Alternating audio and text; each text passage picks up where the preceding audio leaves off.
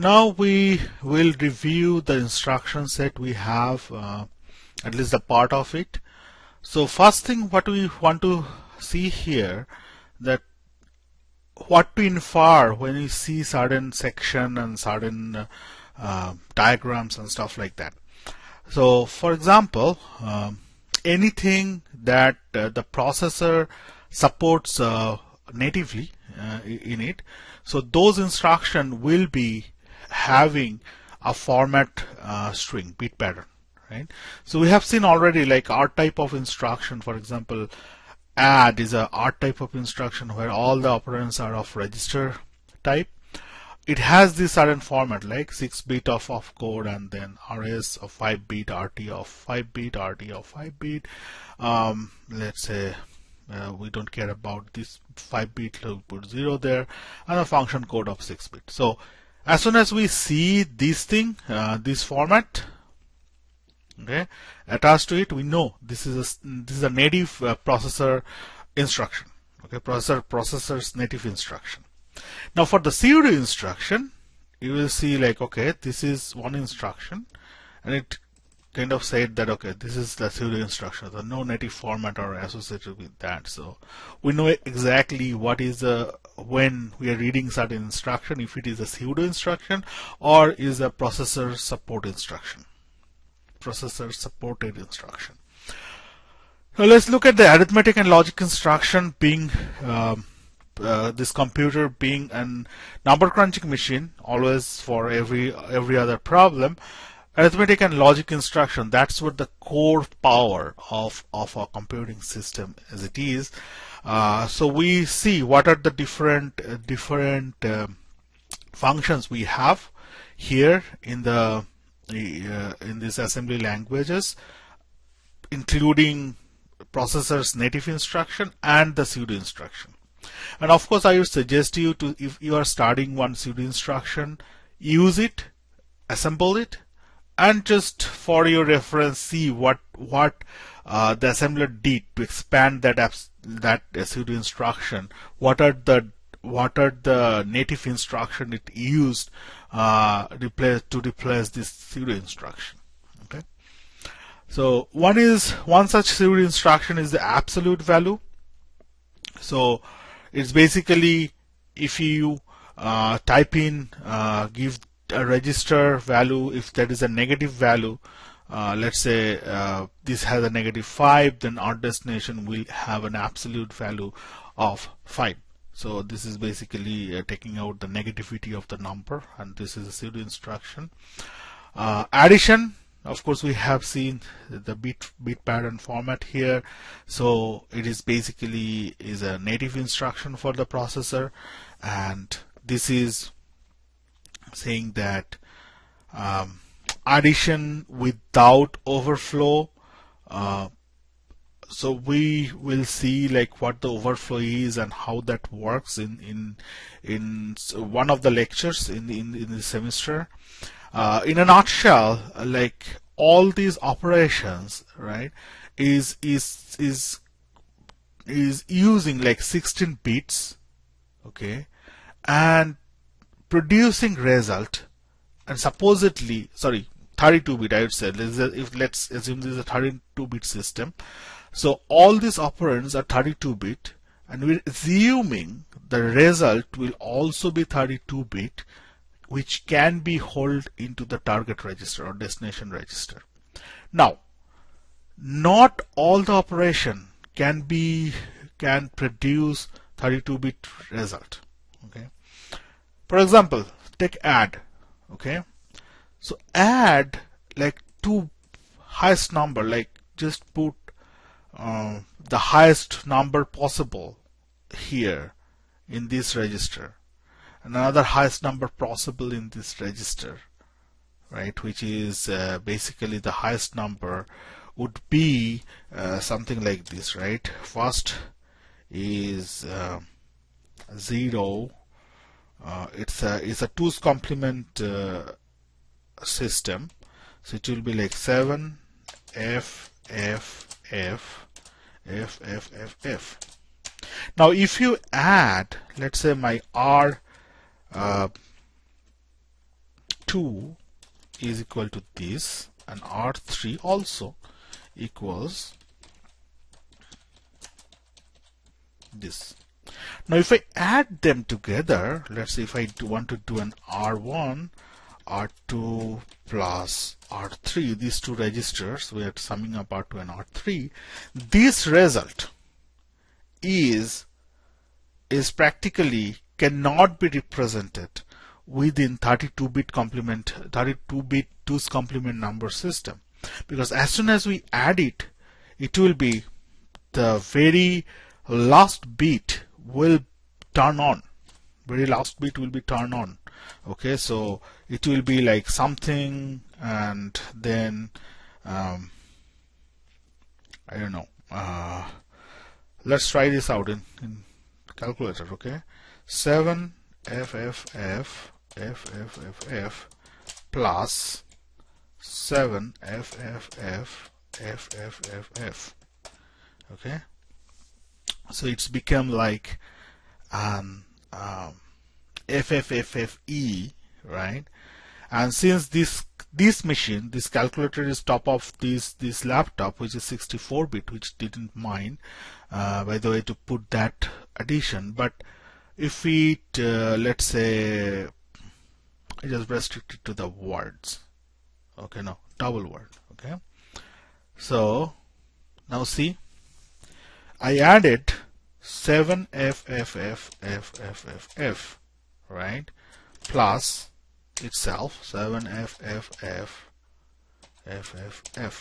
Okay, now if I add them together, it's going to give me the very MSB position as 1, which is by convention of 2's complement is a negative number, right?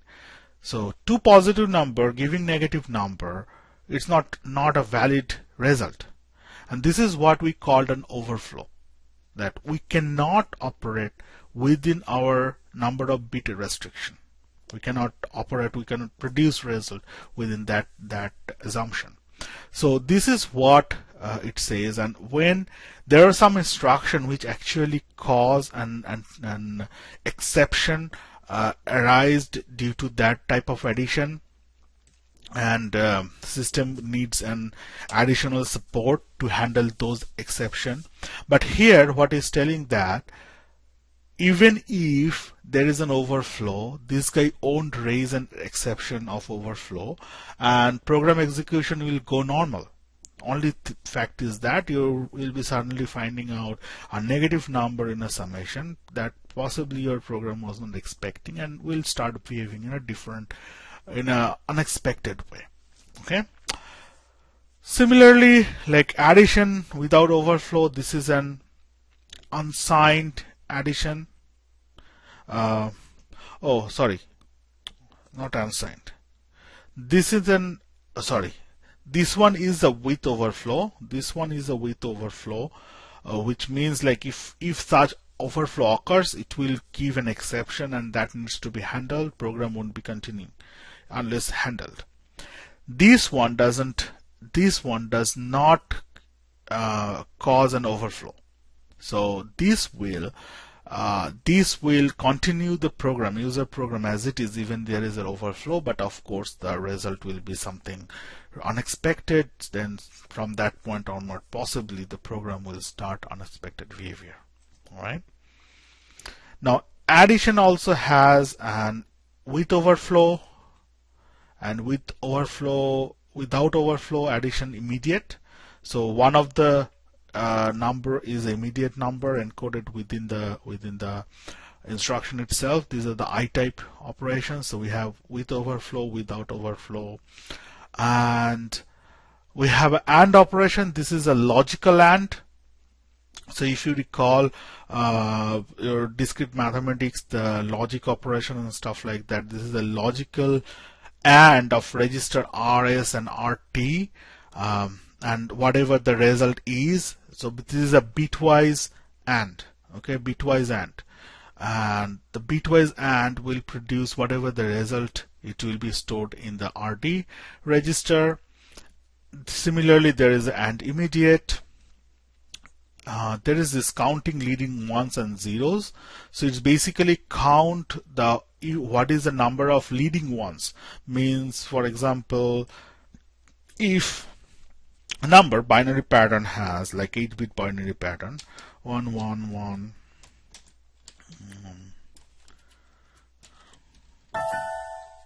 1 0, okay, so this one is number of leading is 3, right, in this example. So that is the counting the leading ones. And similarly, if I just put it like 0 0 0, this 8-bit number, so this is the number of leading 0, which is 5. Okay, so CLG and CLO instruction like solve that purpose. Now divide will have overflow, with overflow and without overflow division, and this is like, see, note there is nothing like called destination register here. This is like two operands of the division, and the result will be leave the quotient into the low register, and the remainder will be in the high register. Okay. Now for that reason, there is some pseudo instruction introduced. So here we take two operand register and produce the quotient of the register will be in the destination. Okay. Similarly for the without flow, we have that. Now multiply is similar to the division. 32-bit multiplication will generate 64-bit result always. Now natively we have like just two operands, whatever multiplication, and the low order words will be in the register low, and the high order words will store in the register high. And of course we have certain pseudo instruction, which is basically without overflow and with overflow. Then it produce the low order of the multiplication into the destination register.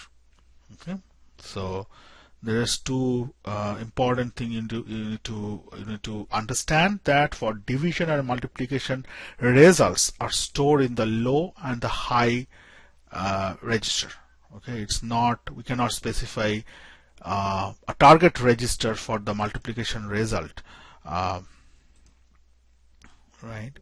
Multiplication result.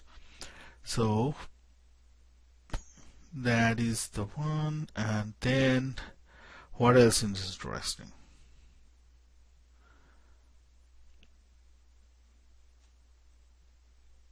Multiply add. Let's see. Multiply add is the register. We multiply this RS and RT and the resulting 64-bit product in the concatenated register 1 and L2. Okay, so this is interesting. This will multiply this content of these two register RS and RT, and the result, it will produce 64-bit product, and add the result. Okay, so whatever low and high those two register contain, that 64-bit number will be added with this product. Okay, and multiply subtract is another such option. It will first multiply and the result will be subtracted from the already existing 64-bit number in the register high and low. Negate is a pseudo instruction. Is whatever content is there, it just negate that. So if it contain a negative number, it will become a positive, and if it is a positive number, it will become a negative. So it has these two variants, overflow and without overflow. NOR is another logical operation. So it is not of OR, so it supports that, and it bitwise NOR operation between content of these two registers and the results put in the RD. NOT, of course, is a pseudo instruction, and whatever register content, it invert the bit pattern and put in the destination register. And by the way, it is always true that you can use target and destination register as the same in any of any of the assembly language, for example T0 T0. So this means practically I am inverting the T0 and assigning it back and storing it back to the T0 itself. Okay, like this. So this means T0 is replaced with an inverted bit pattern of the T0. Okay, so for any other instruction it is true, we can use them. Or similarly as a NOR, or we have the OR immediate in our hand, and the remainder, rem and rem unsigned remainder, is basically like a div, a pseudo instruction div with a destination register specified, but in this case the destination register will contain the remainder of the division operation between these two content of those two registers. Now we have the SLL, shift left logical, and shift left logical variables. So these two are, this is basically telling you to shift the content of this register with this much amount. This is an immediate number, and which can be like 0 to 32, right? 5-bit number 0 to 32, and the resultant shift operation result will go into this, and the variable is basically instead of specifying directly on the content on the program itself directly the number of shift need to be done, the number of shift is a part of another register. So whatever this register content is shifted left by the amount specified within that register and stored back in the RD. Okay, we have similarly shift right. Now shift right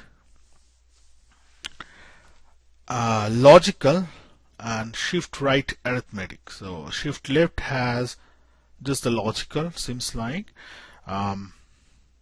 Shift right arithmetic is let's see, let's try to see what is that. Register, shift the register left or right by the distance indicated by the shift amount or the register RS and put it in RD. Argument A RS is ignored. Okay, all right. So I believe this shift right arithmetic, remember, like there is a sign notation for our perception for each of the content. Let's say RT contains an 8-bit of 11001010. Okay, so it's essentially it's a negative number, right? Now if for the shift right there can be two possibilities. Let's say I want to shift right by 2. Okay, either I can do like prepend with the 00110010, right? So I take this, shift it to the right and prepend it with this 00, right? That I can do. So this is the logical form of it. Okay, the arithmetic form, supposedly it actually keeps the sign bit of it. So if it is this number, the sign bit is like 1. So shift arithmetic will do 11.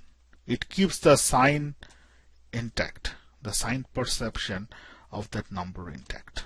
So this is my arithmetic.